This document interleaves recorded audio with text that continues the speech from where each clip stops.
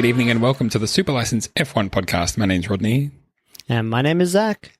Good to be talking to you, Zach, to cover the Turkish Grand Prix, at which the big Lewis Hamilton hit the big 7. You can't say, normally when you say like the big 4-0, you can say the big 4-0, but when it's 7, you just have to say the big 7, but he did it. He made it to 7. He equals Michael Schumacher's record for world championships, the last thing that he had to do, and now he's a god, apparently.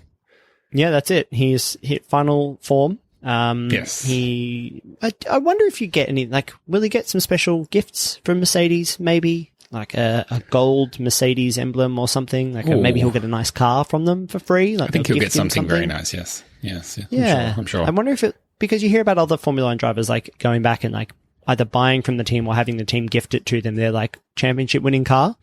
I wonder if he'd, like... That'd be nice. I feel like I'd love to have like my first one, or at least one of them from the World Championships. But this one feels like a pretty special one. He could keep this one. That would be nice. But I mean, the thing is, if they're going to give one to Felipe Massa for nothing, for coming close to that one time, you did nothing. Surely, when Hamilton wins 7 of the fucking things, surely he gets, he gets one and a spare whole other one for parts. Yeah, exactly. Yeah, he needs a kit one as well that he can do his own mods on, that kind of thing. True. Yes. That'd be really cool. But he did it, Zach. He did it. What else is there to 7. say? I mean, that's the thing. That's what I was going to say. He finally gets to the World Championship one. He's equal now, so there's no one better than him for championships. He leads in wins. He leads in poles. They're the big 3 that you sort of man on the street would understand or worry about or look at. But I mean, we went through the list a few episodes ago, all the other records that he holds. It's ridiculous how many things he has done. He has set... it's not even a benchmark anymore. It's like the whole seat. It's a high back seat, not even a bench. It's like a full throne that he has set. And, exactly. Some people saying like, does he get his plaudits? Do people appreciate him? I don't really know. I mean, I was thinking about this today because people who say Lewis Hamilton, people don't appreciate Lewis Hamilton. They don't recognize how good he is and how dominant he is and how brilliant he is. Maybe that's true in Britain? I don't know, because I'm not there, but people who say that tend to be in Britain. I only know my world and the F1 bubble, and I have to say within the F1 bubble, it's kind of like nothing but Hamilton all the time, everywhere. So it's hard to accept when people say he doesn't get his due, because I don't know, like in my bubble he does, and then in the real world he doesn't, but that's because no one talks about F1 or whatever. But I don't know what you think. Do you think he gets his due? I think it's always tricky with this kind of stuff because I think there's been outstanding support. Whenever he wins, he's on the back pages of newspapers. And look, there might be. I think people always love to hate like serial winners, right? The people who win this amount are not universally loved. And we're talking about it. We've said it before. This is a kind of a niche sport as well. So yeah, I didn't expect carnivals in the streets that Lewis Hamilton won a 7th world championship and he'd be on every breakfast show and like that it would just be, breaking news, stop the BBC, quick, throw to the Turkish Grand Prix. It's not like that, it doesn't, and Formula 1 doesn't like quite have the kind of big, like pulsing peaks, like say tennis does when you have like Wimbledon, and the golf has the Masters. Like Formula 1 doesn't really have those kind of marquee points to it that like signifies like, yeah, but you've won that thing that many times. He's the world champion. He's done it 7 times. He's, the greatest of all time according to the record books. Kind of what else do people want? I don't think he's underrated in the UK. I think, if anything, I've seen lots of great stuff about him this weekend. Some of the criticism people hold is like, well, did he race against any of the greats? He's like, yeah, he was on a grid at one point where there was 6 world champions. He's seen off Alonso. He's raced Michael Schumacher. He has raced Vettel. He's raced Kimi Räikkönen. He's raced Jenson Button. They've been at the same team. Like he's been around he's been winning world championships through some of the most competitive fields we've ever seen. That might not necessarily reflect how competitive the sport has been overall, but he's always been there or thereabouts. And what now it feels like more than a decade. Well, it is more than a decade, but that level of dominance is unprecedented. Yeah, it's incredible. I know the topic du jour in Britain has been, give him a knighthood. Why hasn't he got a knighthood? We've given knighthoods for other people who hold, the record for eating the most Pringles or whatever, some bullshit thing. Ben Stokes, I understand. for batting all day. Well, that's a slam on Ben Stokes, but still, I think there's people with lesser achievements than Lewis who have had knighthoods, and people point to them as examples of like, well, why doesn't Lewis have a knighthood if that guy got one? So, I mean, I've kind of like tried to stay neutral in that argument because I don't care, but also, I don't know the examples mostly that they're talking about, but it seems like there's MPs now putting on pressure to say, no, come on, this is getting ridiculous now. He needs one. We should do it. And I think that would be good. Yeah, I agree. Totally. The other thing that I have been on the watch for, just as important as getting a knighthood, is, I called this out last week, looking for headlines with the words Lewis Hamilton Turkish Delight. Very important that we cover this. So here's an update. I did ask people to send them to me. No one did. So I'm very angry at everybody. I'm not talking to you. Except for you, Zach. You're fine. The following publications published, F1 related headlines referring to Lewis Hamilton and the words Turkish Delight. The Sun, Automobile Sport, Sports Mole, The Think Curiouser, the Think Curiouser, whatever the fuck that is, Herald Scotland, a certain publication that I used to write for that shall remain unnamed, and Planet F1, who had two bites of the cherry. So before the race, they published, Will Lewis Hamilton taste Turkish title delight? And then after the race, they published Turkish Delight as Hamilton makes history with number 7. So they had the double. That's pretty good. Yeah, to double dip into the Turkish Delight box and come out. You have to do that. What an then amazing you have to feat. Get in there with your wet finger and lick up all that yummy sugar. That powdered sugar, is it? Mm-hmm. Yeah, it feels right. Ugh. I don't know. Do you like Turkish Delight? So there was a variant that was covered with chocolate. It was basically not even Turkish Delight. It was just like chocolate with jelly inside. And I used to like that, but not the real thing. No, I'm not. I would never choose I'm not crazy about it. It would never be the thing that I was like, I could really go right now. I'm at this, delightful market and I'm going to buy some Turkish Delight. Maybe obviously if I was in Turkey, yes. 100%. Yeah, maybe. Well, that would be delightful. Yep. That person who keeps tweeting us saying, I want you to talk about food at the start of the show again, we're doing it. Here we go. You got your thing. Yeah, we're doing it. Tell you what's been annoying me lately. You can't get lifesavers anymore, the round ones. You can't get any round lifesavers anywhere anymore. You can get, fruit tingle style, like big sort of cylindrical solid things, but you can't get round ones with a hole in the middle. They're just gone. They're completely disappeared off the face of the earth. But that's not a lifesaver anymore. I know, and there are some packets that have a round picture on the packaging, and then you peel it open and it's still solid. So I'm on a mission. What? I'm on a mission. I know it's outrageous. Do you want me to send you some polos? Bring some over with you. Yes. Next time, bring some over, please. That would be great. Okay. The packet with all raspberry in it, delicious. Okay, I can. What are we talking about? Oh. Snack foods, my giant Ocado order that I'm getting ready for Christmas because Christmas is cancelled. We're not going to talk about that. Should we? Look, one final congratulations for Lewis Hamilton. We'll do it again at the end of the season. Mm-hmm. Amazing. I just love that in the notes here. I just want to read out your note, which is Hamilton 7, Buddy 7, believe it 7. I feel like that's a nice kind of coda to this. Can you believe it? To this part 7, of the show, mate. 7. He did 7, mate. Bloody 7. How many have you done? Yeah. Like maybe one? Probably not even. No, I mean, at most. Did 7. What an absolute lad. Do you want to talk about the Turkish Delight race? Yeah, let's do it. Let us race a bit. I gave him space. Suck my balls, man. Let's hurry up and get out of here. We got a race to do. That was the sound Bottas made as he was spinning around. We'll get to that. I might even touch on that in my 30-second recap. So this is where I recap the entire race in just 30 seconds. The pressure is on. There will be a nice timer applying said pressure and keeping me honest. Any words of advice or encouragement? In the words of Paul Hollywood, giving advice to any technical challenge that he has set, what's your technique? Watch my technique. So reading words? Okay. Yeah. Well, I'll do that. Thanks. I'll just take it on board. Hopefully by osmosis, it just helps. Okay, here we go. The whole race, the whole 2-hour freaking race, 58 laps or whatever in 30 seconds. Here we go. Crazy qualifying followed by a crazy race in the wet. Stroll starting on pole. Nobody had predicted that. I certainly did not. And it was a return for form because Stroll could have hung on for the race, but maybe he shouldn't have pitted. And Checo Perez was still there to mop up, except that he was not Lewis Hamilton, who is the tyre master. He just came straight through, defeated everybody, decided to never pit ever, finished to the Oh, fuck. Finished the race on completely bald tyres. Rounding out the podium, we had Leclerc and Vettel and Perez all mixing in, slipping around, slipping and sliding, but it was Vettel on a podium. Got the podium done. You did. And got the Stroll pole in.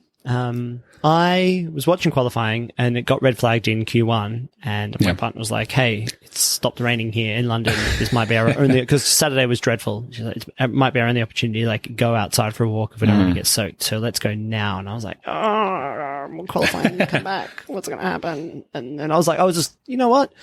Can watch a bit of qualifying on my phone as we're walking through the park. Let's see how that goes. And then I didn't do that. Then I came home and Stroll was on pole. And I was like, okay, right. That was the one I should have watched.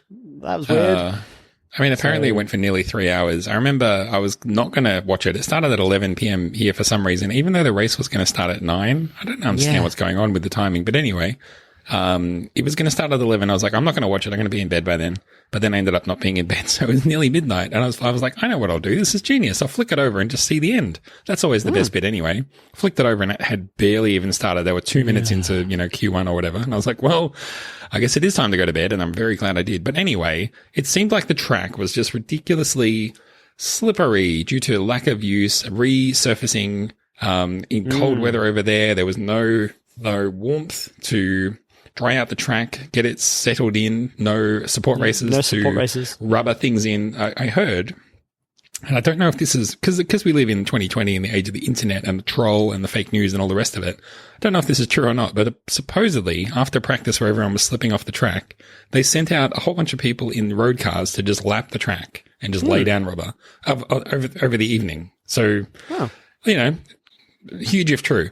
But the track was mega slippery. So then obviously a wet race isn't going to help that. And watching the start of this race was incredible because the lights, I usually watch the lights. And as soon as the lights go out, I look to the front two drivers to see what their first, I do. I look to the first two drivers to see what their first phase is like. I look down. Nothing had happened. I looked back up to check that the lights had gone out and they had. Looked back down at the drivers. They were still in the same spot. It just seemed like the lights went out and nobody could get any grip or go anywhere. The overhead shot is hilarious. A couple of drivers did very well. This is where Mr. Sebastian Vettel made up all these places despite qualifying further back. He was up in, I think, P4 off the start, which he was running in virtually P4 almost all the way to the end and then inherited P3 from, in front of him was Sergio Perez, and then Leclerc had just taken the corner in front of Perez, but then he locked up and went off the track. So, what I was trying to say was, due to Leclerc's mistake, Vettel inherited a podium, and for some reason, this gives him driver of the day. We're getting into the rant cast early. We cast our eye over driver of the day quite often. Usually Max Verstappen's involved, but on this occasion, Hamilton comes from 6th to win by 30 seconds in a bonkers race, and he doesn't win driver of the day? I don't get it. No. At lap 20, he was basically out of the race. He was getting overtaken by Red Bulls, and it was going to pack it up, boys. He had absolutely nothing. And then he was like, what if I just drive to the end, though? Have we thought about that? And they were like, new strat. They were like, interesting. That's very idea. Bottas of you. So fresh.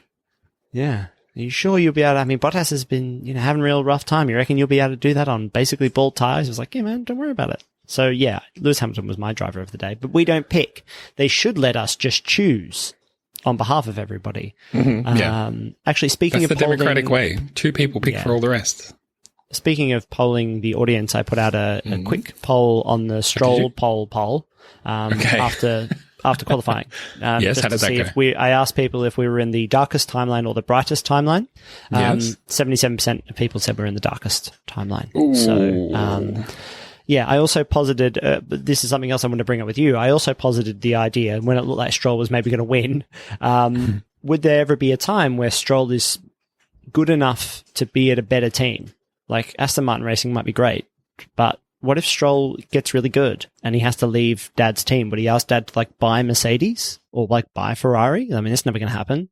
What if he's like, I'm actually better than what you can give me, father. I don't want to be finishing 4th. I want to win a world championship. It's not going to happen at this team. I'm going to leave. Would Daddy Stroll just sell the team or buy a different one? What do you think? A, 2 questions. A, do you think that would ever happen? That Stroll would be too good for his own dad's team? And B, what would happen in that circumstance? So that's a tricky question, because if you'd asked me a few years ago, is Stroll even good enough for his daddy's team? I would have said probably no. But, I mean, he has sort of silenced some of the voices in my head, the dissenting voices in my head this year, with some good performances. He's still been patchy, which is a problem. But at his best, he's done well enough to stay in the team, I think. That doesn't mean he's even the best driver in that team at the moment, but that doesn't matter. So the circumstances where he might leave. So first of all, I think he'd have to be poached by another team, say Ferrari or someone, or Mercedes even. And I don't see that happening, but let's just say hypothetically, he wins a few races and they come knocking. What would Lawrence Stroll then do? Sorry. He'd probably say, well, I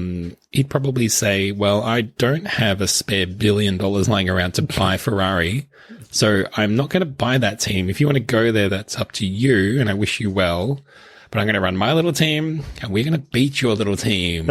And it would be an awesome rivalry for the ages.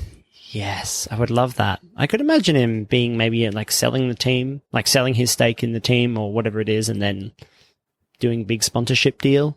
Look at JCB Cranes sponsoring Ferrari. That might work. They're yellow. That kind of seems to be the only thing you need to have done to be a Ferrari sponsor is be Shell or UPS, which both are just yellow. So, yeah, right. But I felt good. Like I felt a bit sorry for Stroll this weekend, really, because it was a really difficult qualifying. He did an excellent job. He did an excellent job off the start, got off the line, got a lead out, all that kind of stuff. And it just all changed when he pitted for Inters, and they just, like so many people, so many races and teams this weekend, went to that second set of Inters and they just couldn't turn him on again. And he just got stuck in a train behind everybody else. And he finished 8th or something. Like he wasn't even a part of the last phase of the race. Just nowhere near it. Yeah, they said that he might have had some kind of front wing damage, and that might have hurt. First of all, grained up the tires that he was on before the stop, but also hurt in terms of being able to get the third set of tires fired up. And I mean, that's a possibility, I suppose. I know that after hearing that he was starting on pole and then assuming that the race was going to be dry, I didn't even have him finishing on the podium, to be honest, in my predictions of what was going to happen. So I always thought he would drop down, and I thought when it was a wet race and he looked like he was hanging on for about the first 40 laps or so, I was like, shit, he might be on for this. And then even with pitting, I thought, well, he'll probably recover to maybe P2, even P3. But it seemed like it was just the kind of race where traditional wisdom just went out the window. And you could hear Lewis Hamilton say things like, there's parts of the track that are still wet, there's parts that are dry. We need to think differently, because if we make a change to slicks or if we make a change to wets, both decisions are going to be wrong in some way. So is there another option? And the other option was stay on the tires. They're going to wear down, but they'll have a little bit of wet tread, but also they'll be more or less slicks, and I can just slick it home, baby. And Chico Perez, known for conserving tires, he did the same thing. I don't know if you can make the argument, well, Stroll just isn't that kind of driver and would not have been able to do that kind of thing. So the win was never on in that sense. But I don't know. And then you have Hamilton with a big lead at the front and the team calling him in for a safety stop, as they called it. And he was like, I don't know, man. I don't know. 1 out of every 1,000 pit stops doesn't go so well with you guys. So I think, or me in general. So, I might just stay out, which I completely agree, because there was 2 laps left or something. Like, why? Like, if the tires are fine up until then, they're going to be fine for 2 more laps. And Lewis, everyone's not to undermine his driving, trying not to do that, but he said things like, I had in my mind that I've lost championships from other stops that I've done. And it's like, yeah, except that in this race, the only way the championship was going to stay alive is if Bottas outscored you by 8 points. You won the race and you lapped him. So there was no pressure on the pit stop. You could have had a pit stop, hit the wall, knocked off your front wing, knocked off one of your wheels, and then still just, tootled around for another lap and still been champion. So, it wasn't exactly a pressure call, but he made the right call, which I think is still impressive. Yeah, I mean, he's been burnt by both things, right? Having a tire blow, and he's also been burnt by a bad pit stop. So he didn't really have anywhere to go, and he was on the radio being like, is it going to blow or not? And they're like, I don't know, probably not, but you don't know. Like, don't know, mate. If we knew that, we would pull you in. Like, we can't be sure. So, yeah, he just kind of cruised around and made it work. I like senior drivers being like this, making decisions about whether to stay in, stay out, those kinds of things. As Martin Brundle said this weekend, and maybe the quote of the weekend, he likes it when the drivers drive the cars. Boy, I think that's why we're all into Formula One. And he likes seeing drivers drive the cars, because that's why I like watching the sport. I think that's probably why you like it too. But all jokes aside, I kind of know what he means. Like, it was really fucking tough this weekend. Everybody was just like, I'm gonna just try and no, I'm not gonna turn the wheel too much there. Just gonna maybe scoot around here and hit a little bit of curb. And you know, it's funny that the driving in a conservative manner, obviously both Hamilton and Perez are very talented drivers, was the ticket this weekend.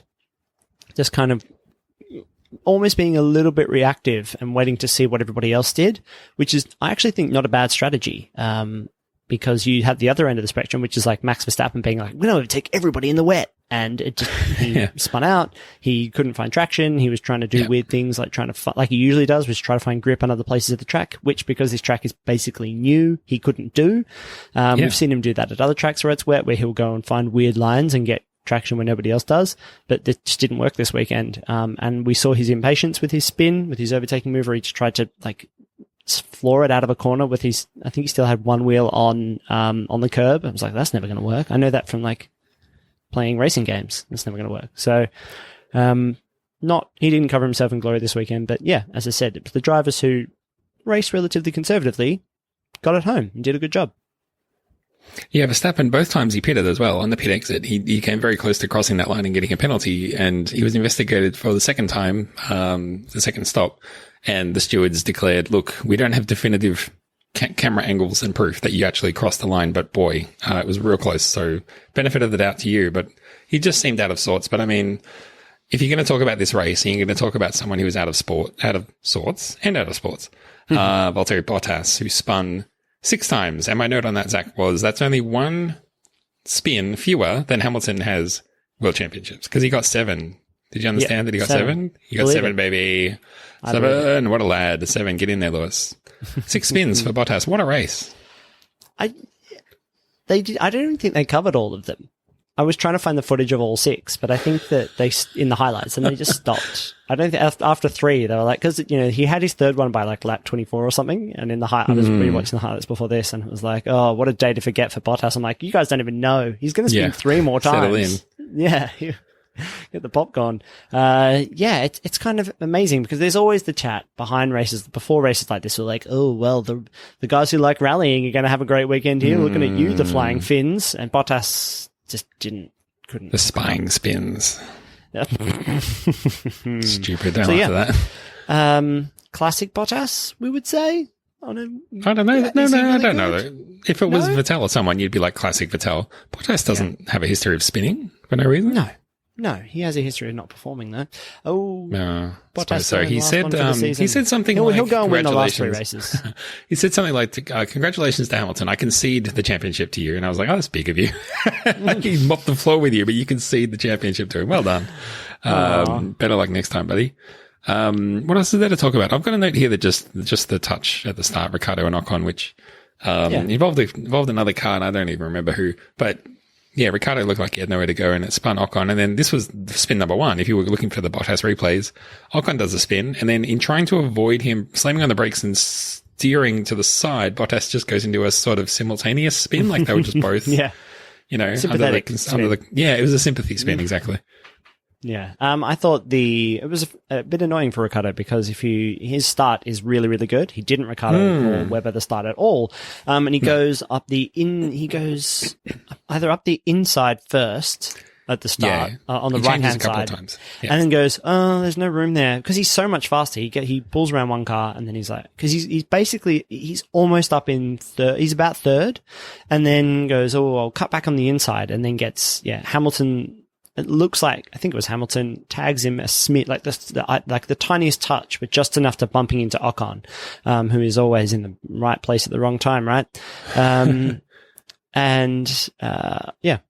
goes spinning it. I think the fact that we didn't hear anything from either Ocon's radio, like they didn't broadcast that, and we didn't hear anything from Renault, it seemed, about being angry about it. It just seemed like they were like, all right, that was unfortunate. Obviously it sucks, and I'm sure Ocon was swearing. But no blame being handed out there. It was a shame. I actually thought that Ricciardo was looking okay this weekend, but the midfield was kind of all over the shop. Obviously on a wet race, but I suppose talent showed through in the end. Perez, he's the guy. He's the midfield driver. And do you think now he'd be looking at that Red Bull seat as his? Albon didn't have a bad race, but again, yeah, but I mean, yeah, it didn't have a bad race in comparison to his teammate, especially because they finished roughly in the same spot on the grid. But having said that, Verstappen had a shocker, so it's not really comparing apples for apples there. I still think he's probably on the way out, and I think when we saw Perez and Verstappen racing on track, they're probably a glimpse at their future partnership, teammates. What would you call that? Yeah. Compadres? I don't know. Yeah. Yeah. I can't wait for that. I really hope it happens because I think that Verstappen's going to be a bit annoyed by it because Perez is actually really good. Maybe. We'll see. I think he is. I don't think he'll be annoyed. I think he'll be like, I'll beat any motherfucker that you put up against me. Doesn't matter. Yeah. Until Perez isn't fun, Perez right? is. Perez takes it very seriously. That's what I was just and about to say. Be like, oh, sorry. Until he does beat him, and then he'll be like, I'll punch you in the face. Because Perez is going to beat him with like just really rock solid performances, which is not something we're used to seeing at Red Bull, really. Like just really okay. Not lately. Like grafters, seconds and thirds and fourths, like just putting together really nice race weekends. I mean, Perez is fourth in the championship right now and he missed 2 races. He's He's got it going on. He's in a return of form, and obviously Racing Point were in a good run of form early on, and yet they find themselves in the mix for third in the championship, which, if you look at the season as a whole, that kind of suggests that the other teams, like the Renaults and the McLarens, have caught up to the progress that Racing Point have made, which would suggest they're on a better trajectory, right, going forward, and they should end up in front. But having said that, you get races like this week, and all the predictions just go out the window, and the form means nothing. Well, I think that we're more or less out of talking points for the race. Maybe we move on to the Fantasy League. Pulling up the results here, so I can do either the league or the race. What would you like? I always have the league, so why don't you do the race and I'll do the league? I'll do the race. That would be the Turkish Grand Prix. Head back to page 1, Rod. That's where the winners are. Here we go. So here's the podium for this Turkish Grand Prix. This race, the Turkish Grand Prix. The top 3 in position number 3. Team Jordan Buzz, right by manager Randy Austin. In second place, Mark H1, manager Mark H. Not sure what's going on there, but well done to you, Mark. You're up 2 spots in the championship. Very well. Very good. And the winning team, Baggins the Better Dog by Baggins the Dog O'Connell. It's a long nickname, Baggins the Dog O'Connell. Oh, there's me. Bloody hell. I came 11th. What? I came 11th for this race. Couldn't find myself. I'm skipping over to the second page going, I'm not here. What's going on? That's because I'm on the first page, mate. I'm only 1 spot away from points. Shit. If we're going by top 10, you know? Yeah, well, that's got to be a mistake. That can't be right. I didn't even put in predictions this week. Shit, mate. Just think, if you'd actually done the due diligence, where you would have finished. It is good to do that. I think it's because I have Hamilton in my team and he started further back but yet still won. I think that charges your points a fair bit. Yeah. Yes. Anyway, that's all the news that's fit to print about this race as far as I know, unless I can quickly spy your name. Here you are, number 18. Oh, okay. So, still top 20 for you. Well done. That's nice. I almost changed my team. I did make a small change to my team, and I almost changed Stroll out, and then I didn't. I was going to swap him out for Perez, and then on Saturday I was like, "Oh, look at me! Fuck yeah, nailed it!" Like Stroll's going to win the race, and then he didn't win the race, which is a real shame. Let's talk about the overall points tally in our Fantasy Super League, Super License League. I'm going to start with third, Grosjeans, George Digby Smith, 1988 points. Look, Daniel Avocado from Steph in fourth is only 3 points behind. That is up for grabs.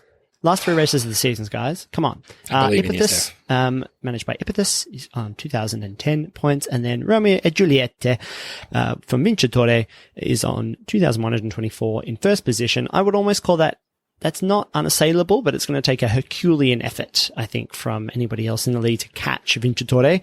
More than 100 points in front at the top there. So perhaps, much like Lewis Hamilton, cruising towards the championship, Super License Fantasy GP Championship. I like to feel like you can do it. I like to feel like someone can do it. Yeah, I hope so. I believe. I hope that happens. Super quiz? Let's do it. We will accept a couple of questions. Should one only win one? Would one want to have won that one in round one? Can you repeat the question? Zach, hit me with your topical quiz. This is the But Tell Me More How You Used to Be Good quiz. Love it. Okay, so we're going to have a quick look at all the times, all the things that the last time Vettel did things, because this weekend he finished on the podium. It's been a while since that has happened. So we're going to go through and I'm going to ask you some questions about the last time Sebastian Vettel did something interesting or good or performed well, and ask you questions around that. Does that make sense to you? I'm sure it will work out, yes. Lovely. Question number 1, a nice easy one. Who was the last teammate Vettel finished above in the World Championship? Raikkonen? It was Raikkonen. Nice work. Yay. Question number 2. When was the last time Vettel finished second in a race? And I have a hint for you if you can't get it. I can't get it. No, I didn't think. Get it. If you were able to just get it with that, with when was the last time Vettel finished second? To pluck that out, I'd give you 100 points. Oh boy. Well, now I want that, but I'm not going to be able to pull it. Okay. The hint is this track yes. is no longer on the calendar, but it did get a shout out in the commentary this weekend. I did wonder whether that was what you were sort of suggesting with that hint, as if he won't be able to get the win, but he had a second. I don't know. Let me just throw out Malaysia. Oh no, another M race though. Magello. Mexico. Mexico, of course. What a shame. Yikes. That's okay. 1 from 2, halfway. Question number 3. The last time Vettel scored fewer than 100 points in a season, where did he finish? Overall, in the World Championship. Was it last? No, it was second. Oh, okay. Yeah. What? That's interesting. Yeah. It was before the points changed. And he got 94 or something, and that was second.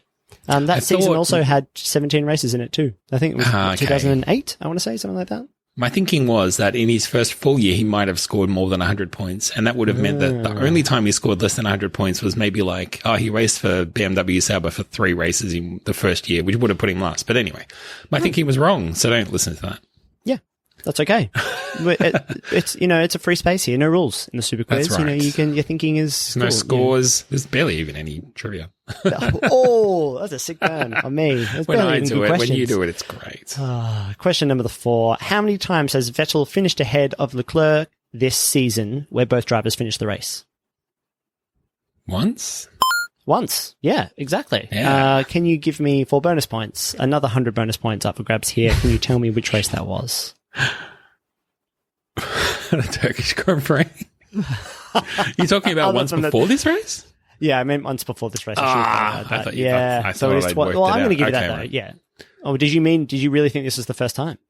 I did, yes. Okay, I thought you were including this race, anyway. and I thought that you meant this was the first time, yeah. I can't think of any other time. It'll probably just be Leclerc finished in 14th and Vettel snuck it in for 9th, and it was at the Austrian Grand Prix, the first race. You were close. I think it was Hungary. Dang. Well, speaking of Hungary, Rod, what feat did Vettel repeat this weekend for the first time since Hungary 2019?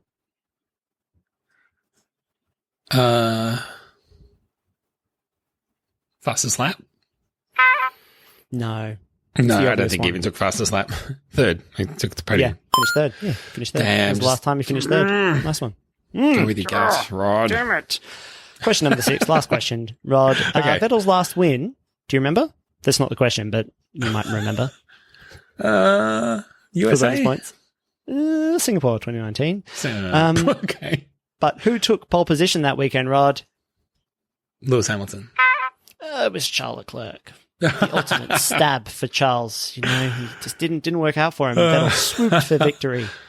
What 6 questions, 6 Bottas-like spins for me. The first one was on purpose. You got that right. 0 championships. I feel like you got some questions right in here. Yeah, you got the first one was a sympathy by spin. accident. But I think they were right. regardless, good job. That was the Tell Me More About How You Used to Be Good quiz. You did tell me more about how he used to be good, and I did not know. I did not know. Well, thanks, mate. Appreciate that. And I'm definitely going to have to hit the books, the Vettel books again. The history books, I guess, because he's getting old. You think Vettel will ever win a race again? No. No, I don't think. Although he is good in the wet, right? Apparently, except the German maybe it'll Grand Prix rain in Abu Dhabi or something. For no fault alone. Yeah, it's not.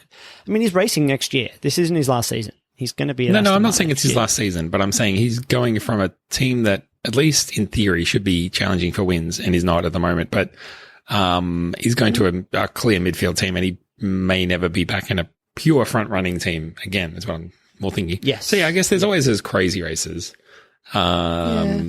Yeah, I guess There's I don't one know. every I think it's season. a pretty low. I just don't think that his big cupboard full of race winning trophies he's not gonna need to extend that anytime soon. No. This is going to be it. So yeah. All right, buddy. Well, it's time to wrap this puppy up nearly with some final thoughts. So, have you got your brain switched to think mode? I've got one to kick us off if you want me to start. That sounds great. I thought we'd do something fun. Okay. I was on the Formula1.com website looking at the highlights Yes. and just checking the things you do. That's not what I was looking at then. Okay, good. Yes. And then there was an ad for something called F1 Fragrances. Oh my goodness. You won't believe it. I'm looking at that website right now, and that was going to be my final thought too.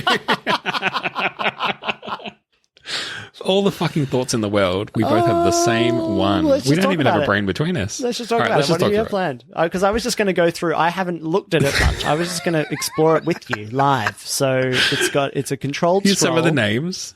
The names. Precious Metal. Turn 1. Fuck and off. No. Overtake 320. What? And meow white.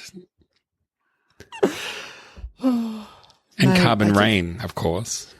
Rain, Carbon R-E-I-G-N, not rain like chocolate rain. As in like rain like a king would rain. You're like a king would rain. You rain the carbon, apparently. So this is real. You can actually, I haven't seen the ad on F1.com, but you can go to F1fragrances.com as well. This is called the F1 Engineered Collection. What's the cheapest one? It looks like they're maybe all the same price.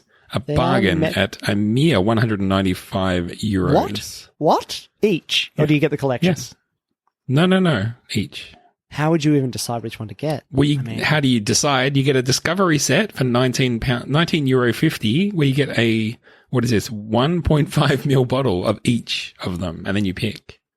Shit, I might have to do that. Are they there is also a collector's metal edition. laser Oh my printed God, I 3D didn't even print see technology? Are you looking at bottles? the page? Scroll down to the bottom at the collector's edition.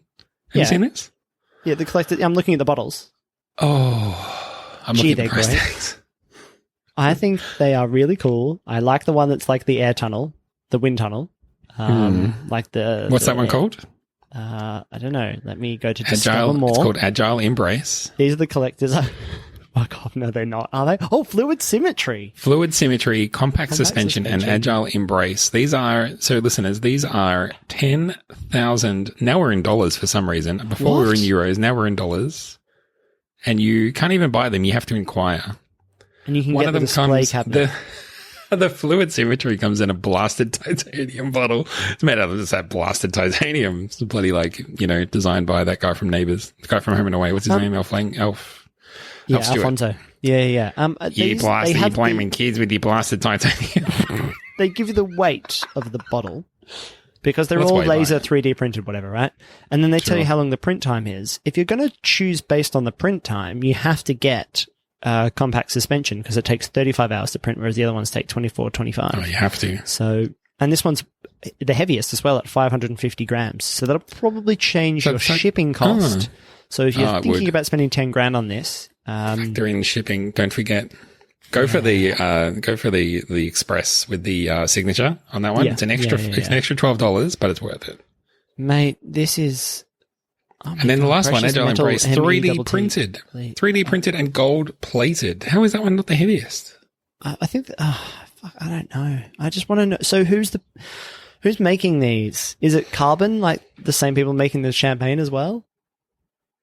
It's powered by Hort Perfumery. Are they famous? Let me have a look. This is we're definitely in your territory now. Are we?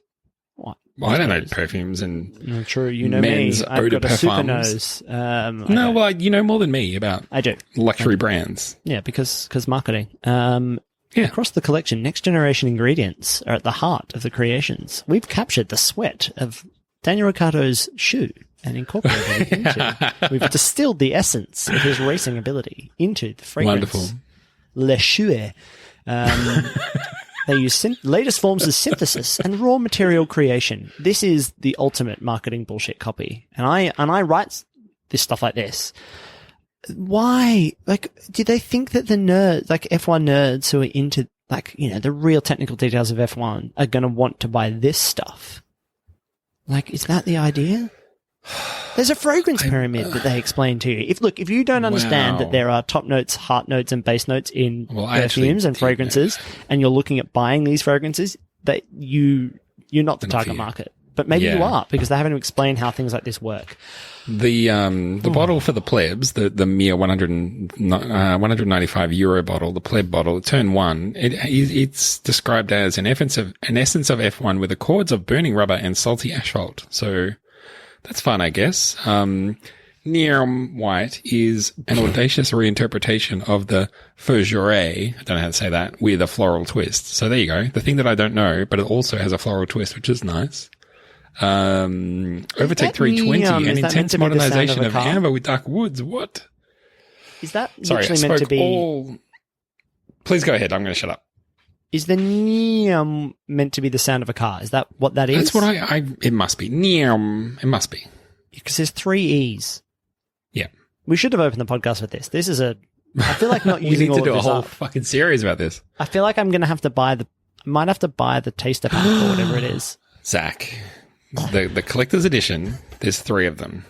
Okay. What sport do you do where the top 3 get medals of certain things? They're already differentiated. There's already a stainless steel one. There's already a gold one. There's already a titanium one. This is it. When we get F1 into the Olympics, the gold gets the Agile embrace, the silver gets the compact suspension, and the bronze, fluid symmetry for you, my friend. Fluid symmetry. This is it. So this is how I'm going to get them. Wait, that just... Wait, what does it say? 20 exclusive pieces per design. Oh, there's only 20 of them, Rod. That's why they're 10 grand each. Editions? Yeah. So there's going to be 60 in total. It's 20 per design. Well, if we give out 1 per Olympics and there's 20, that covers us for 80 years. So we're sweet. Yeah. Wow. 195. No one get me this for Christmas. If you were thinking about it, I don't want it. Officially, I'm on the record. Please do not. If you get me this, I will refuse. Yeah, I might send it back. The Discovery set, though, Rod, £20. I mean, it feels a bit like a collector's edition thing, right? I feel like this is the kind of dumb thing that in like 100 years, it's going to be like, I got the F1 fragrances collector's edition. So you can still smell each one of the scents. This is the joke. If this is like a stocking stuffer, it's only 20 euros. It's great. 20, is it pounds? I keep saying euros. I think I mean to say pounds. It's in a stylized font and it looks like an E. So it's terrible. Yeah. It is pounds, but then my apologies. The really big expensive ones are in dollars. But I have the shop set to pounds. I don't know. I might have to add to bag and buy them. I feel like it's we can do £20. Apologies. It feels fun. Oh, wait. How much is shipping? Continue to shipping. Do they ship them to me here? I'll work it out. And maybe by the next time we record a shakedown or something, I'll have do a smell edition. and I can do really great for podcasting, right? Dear, oh dear. So I'm glad that we could... Look, we have to break new ground.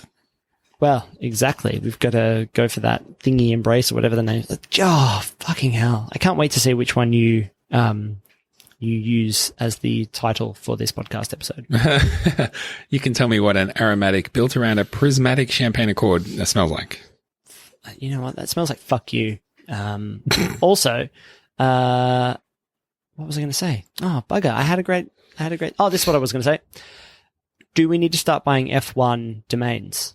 Because who knows if they're going to go after premium perfumes, perhaps we should buy things like F1tires.com and like F1 F1jewelry.com, F1pendants.com, F1trainers.com. Should we be buying up these URLs? Yeah, I was going to say, if I knew any luxury things, if I ever bought any luxury things, I would know what these are to register all the domains. I feel like there would be. We could come up with some suggestions. Maybe hover.com will give us suggestions of what we should buy. Yeah, exactly. Right, we'll think of some stuff. I'm surprised they got F1 Fragrances. That feels like there would be a company already called F1Fragrances.com. So whoever owned that, congratulations on your, I'm going to say like $5,000 payout. Yeah. They probably agreed to pay you in fragrance. In 3D printed fragrance. Wow. Well, Zach, that was unbelievable. That literally blew my mind. Like while we were talking, getting ready for that, I was like, I had that link and I saved it into my read it later list, and I have to pull it up in the browser. Like, I'll just let Zach talk while I do all this and get it all completely ready. I'll even let him go first for the final thought, because I'm going to bring it home, baby, strong with this fragrance thing in you. And it's incredible. It's incredible. I'm glad. I hope, look, if any of our listeners are like super rich and want to spend 10 grand on one of the fragrances, please give that money to charity. But then if you've got another 10 grand spare, do it. And then like film a video of you unboxing it. And maybe they'll let you, for 10 grand, maybe they'll let you like go to the factory and watch it be 3D printed or something. I hope they supply you with a time lapse video of it being printed, something like that. Or that maybe like Romain Grosjean hands it to you. There's something, for your 10 grand. That's not just a smell. I don't know. Anyway. Look, yeah. Well, yeah, if you do that, I wish you all the luck in the world. Well, that was the Turkish Grand Prix. That was Lewis Hamilton's amazing 7th Drivers' Championship in the bag, baby. It's all done. It's going to be cruise home from here now. I mean, the party that he's going to be having. I mean, I know there's photos of him sitting around kind of like with no one else around, just looking at his trophy like, hey, what's up? But, I mean, he is going to have a big party. There's no question. Yeah, post-COVID, he will. I mean, what did you say he was going to have? Some minestrone, some red wine, maybe? Yeah, but that's a weird quote. That's that night. And then there's other nights. Subsequent nights. Where people are there. And I mean, I know there might be lockdowns in London, but guess what? He doesn't live in London. And he could fly to Party Island and have a big old party there. Yeah, exactly. Party Island, otherwise known as Australia. Yes, please invite us, Lewis. You're welcome here anytime. Just get me on the VIP list and I'll sort the fuck out for you. All right, Zach. So we've got a week off. So there may be a shakedown next week. And then I think this is a triple header to bring us home. So boy, it's going to be a busy one for your old mates, for our old pals, Rod and Zach. But until then, my name has been Rod. My name's been Zach. I'll talk to you the next time that we do that. Bye-bye. Bye. Ah, yeah.